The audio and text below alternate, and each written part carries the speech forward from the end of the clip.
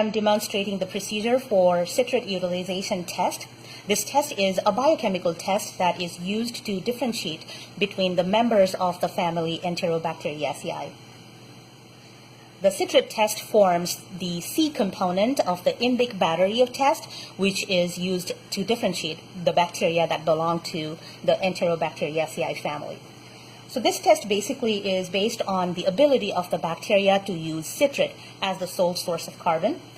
The test utilizes a medium which is known as Simmons citrate agar medium. It is green in color because a green colored dye, which is also a pH indicator, is added into the medium. The pH indicator is green in color in neutral pH, but when the pH turns alkaline, then the green color changes to dark blue color. Only those bacteria that can use citrate, that can utilize citrate, will grow on the medium and then use the nitrogen source in the medium and produce a dark blue color. For the test, aseptic condition is required, so you should be conducting the entire procedure within the sterile zone. As you can see, I have the burner going, and I will be doing the inoculations within the sterile zone. PPE is required, which includes safety goggles, gloves, and lab coat. For the test today, I have two bacterial species, Enterobacter aerogenes on TSA plate and E. coli on TSA plate. The procedure is simple. You do a zigzag inoculation and transfer minimal amount of bacteria onto the slant of the Simmons citrate agar slant. However, one difference in the procedure from the other procedures that you have done is that we are using inoculating needle and not the inoculating loop for the inoculations.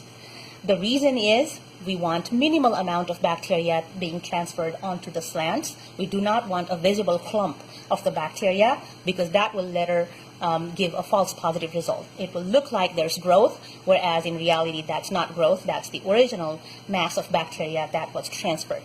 So to avoid that, we use the needle.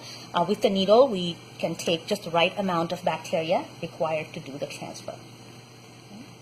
Sterilize the inoculating needle, let it cool down, then from the agar culture, transfer the bacteria aseptically onto the slant. So I took just a little bit of the bacterial culture with the needle, then transfer that onto the slant surface, doing a zigzag inoculation.